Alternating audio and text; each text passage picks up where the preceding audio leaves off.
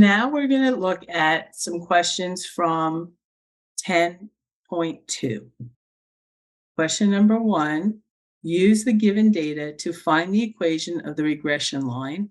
Examine the scatter plot and identify a characteristic of the data that is ignored by the regression line. Open StatCrunch. Create a scatter plot of the data. Choose the correct graph below. I could just create the scatter plot, but I might as well use my stat regression simple linear because it's going to do both for me at the same time. Let's look at our different graphs. It's hard to tell. Go to the x-axis. I'm going to make this go from 0 to 25. Let's do the y-axis. It's going from 0 to 25. Now I can see a lot more clearly which one it is and which one it isn't. It's definitely going up, which eliminates B and D.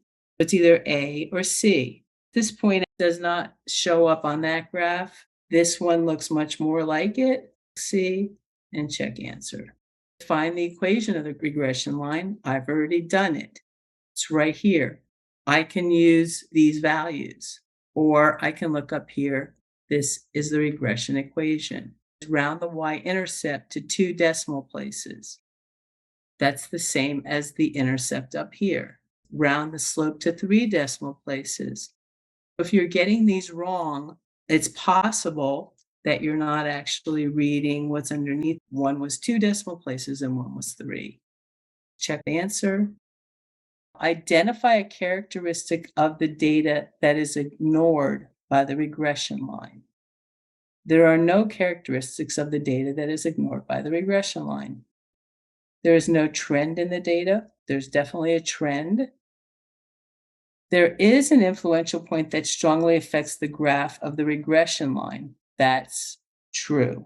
That is an influential point, not necessarily an outlier. The data has a pattern that is not a straight line. That's not true. Pick C. Check answer. Number 2.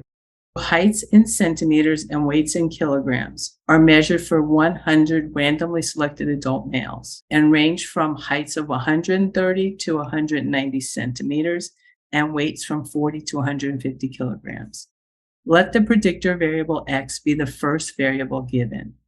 The 100 paired measurements yield X bar equals 167.33, Y bar equals 81.37 kilograms, and so on. Our R value is pretty low, which is not great.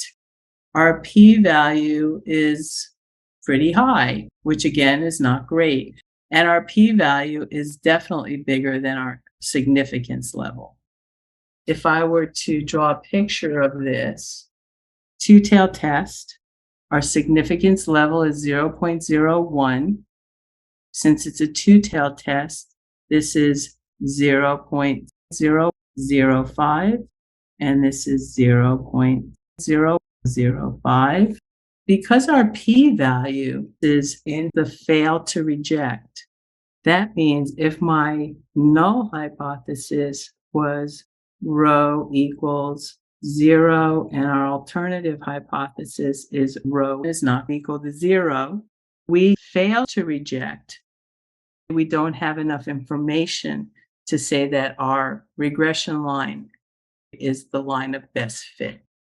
In that case, we should use our mean weight of 167.33 and our mean height of 81.37. The data show the chest size and weight of several bears. Find the regression equation, letting chest size be the independent X variable. Then find the best predicted weight of a bear with a chest of 48 inches. Is the result close to the actual weight of 218 pounds? Use a significance level of 0.05. Open up our StatCrunch. The stat, regression, simple linear. Our X value is chest size. Our Y value is weight. That's all we need. Hit compute, and we can get our parameters from here or from here. The intercept, round to 1 decimal place. That's going to be, instead of a 5, it's going to be a 6.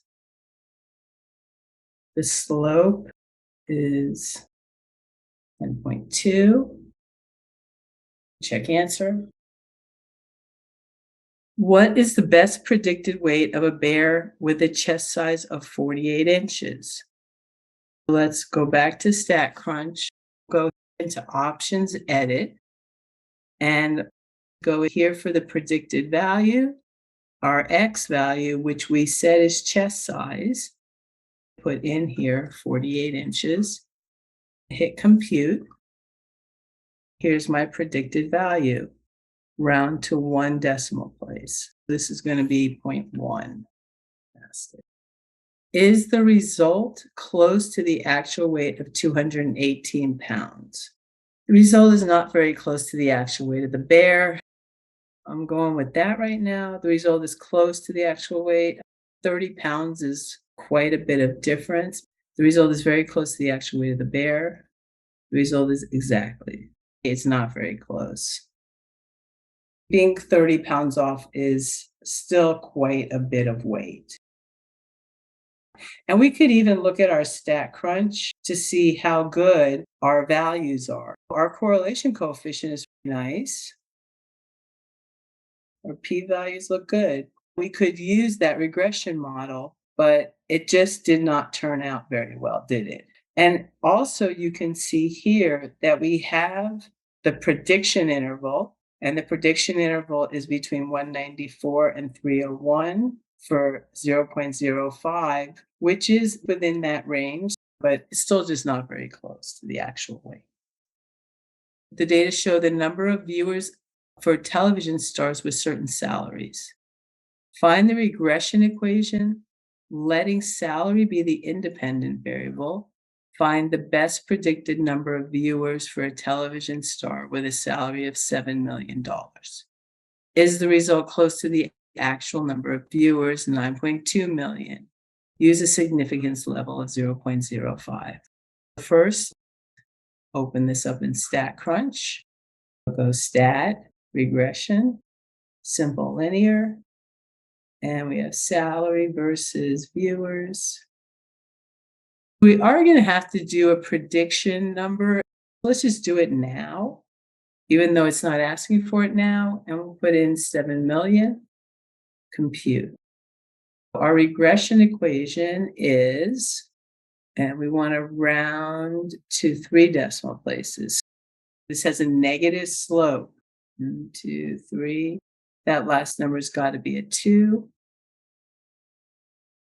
Check our answer. What is the best predicted number of viewers for a television star with a salary of $7 million? We go down here to our predicted value. Round to 1 decimal place is 6.3. The best predicted number of viewers for a television star with a salary of $7 million is 6.3 million viewers. We should look at our graph. We can see very clearly that we have this outlier. It's changing the graph considerably because the graph without that point would go straight up. We want to use the Y bar value. How do we do that? We go to My Stat Lab, Stat, Summary Stats, column, and this is our Y value.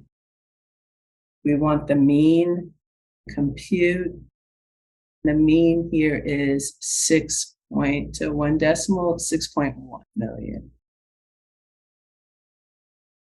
We can see that because the graph is not really a good model, we don't want to use the regression line. Is the result close to the actual number of viewers, 9.2 million? No, we got 6.1 million. The result is not very close to the actual number. Thanks for watching.